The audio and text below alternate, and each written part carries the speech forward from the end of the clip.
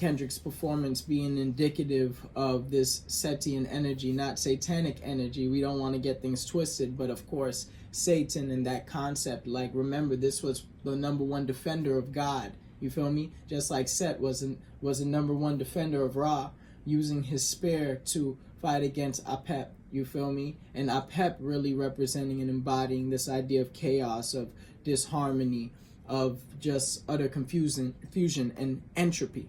And so there are times where we do need to, in this system, in this society, especially with this culture and the shock value nature of this culture, there are many times that artists will be moved to perform in different ways. Remember, this brother is from Compton, so he's carrying a lot of the energy that a lot of our brothers are carrying, and not to say that it's a good or a bad thing, it's a thing. I mean, look at the systems that we've been through when it comes to colonization, redlining, when it comes to mass incarceration. Looking at this from a holistic perspective, I could definitely see the Ma'at in his performance. I can see the balance even in terms of how he was as an artist telling this story about American culture, the whole idea of the divide, even looking at Samuel as Uncle Sam, and this brother was in Django as well. So it's just like such a paradox, you know?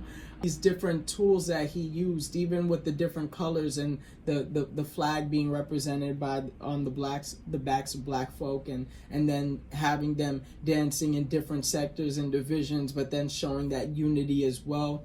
There were so many things. Even when we talked the other day about him consulting with the sisters when he went to Ma'at, right? Like, in a way, he's going to the sisters and saying, yo, should I do this? You know what? Let me shout out my ladies real quick. Let me do something that's harmonious, and let me not forget about the goddesses. You know what I'm saying? And I think even in his particular music choices, right? Like, even the idea of when Samuel came out and said too ghetto, and then he was like, you know, sit down, be humble, but then he said, I got this in my DNA. I mean, there's poetry enlaced with all of it. So it's like you see these two Setian energies where it's like, number one, he's defending culture. He's defending, higher than this idea of culture, he's defending the pride of black music and black culture in this country. And I think there's something deeply spiritual about that, because even the thing I shared earlier about the quote saying that, you know, these people are so spiritually and communally fortified that in order to break the backs of Africans, we really have to dismantle their education and go into the culture and break it down that way. And I think because of all of those deep concepts, like, you do see a push, you do see brothers like him standing up, really trying to defend and protect and preserve. We just have to question, like, what are we really preserving? Because once again, some of those energies are driven by the other side of Set, which is ego. It's driven by this pride. It's driven by this energy of, you know, wanting to be at odds with each other, and being at odds, and then wanting to be the greatest, and wanting to boost our ego or establish ourselves above other folks. It could sometimes be polluting and damaging as well. And this is the concept and the duality of an artist, especially in this generation, because there's so many things going on, and you're definitely not going to make everybody happy. There's going to be always somebody saying something. And so I think that the beauty of what Kendrick is doing as well is just calling a lot of these conversations into attention. And I love that we can put it in a very Kemetic, we could view it from a Kemetic lens and see really the deeper implications of it all. So the bowl itself is essentially a type of coliseum. So there is competition embedded within that, and there's competition in all aspects of life. I mean, whether we like to admit it or not, we're constantly competing. We may not accept and acknowledge the competition, and I think hip-hop is no different. So even when we look at what he was doing in displaying himself, it's like there are people who are listening to more Kendrick at this moment, and even at this moment, they're able to go back to things like, for example, To Pimp a Butterfly, Damn, as well. These albums do, in a sense, reflect and represent a part of Black history in a big way. I like how this notion that Black History Month is not for Black folks, it's for other folks, because it was very powerful and profound. Even the idea of him being able on Black History Month to get up there, all melanated group, to tell this very interesting story about American culture and how they see us, especially when you think about the beginning, the origins of Hollywood, the origins of theater in this country, which was ran by people that they not like us, they don't look like us. They had folks in blackface, nuances that we've constantly been fed. So for an artist to be able to be on the biggest stage, you know, the Super Bowl, and then say, yo, they're playing us. Like, I love the design of the whole game board and that concept where it's like a game within a game.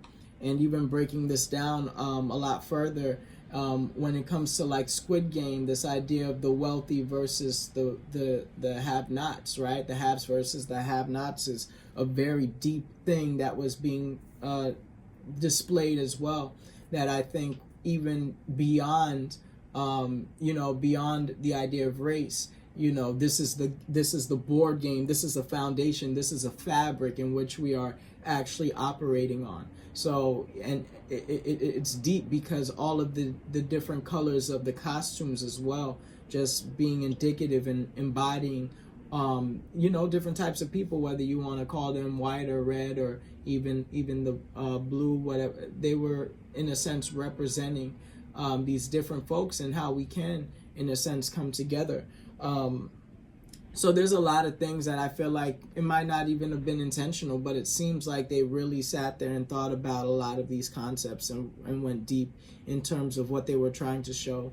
And there's a lot of Black culture in general that is very just, the energy is heavy, right?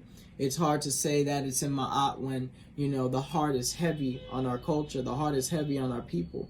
And so in becoming more lighthearted, sometimes we do have to go through these things and point out the injustices so that we can develop and create a better foundation for not only the children who are coming up, but us right now in the present.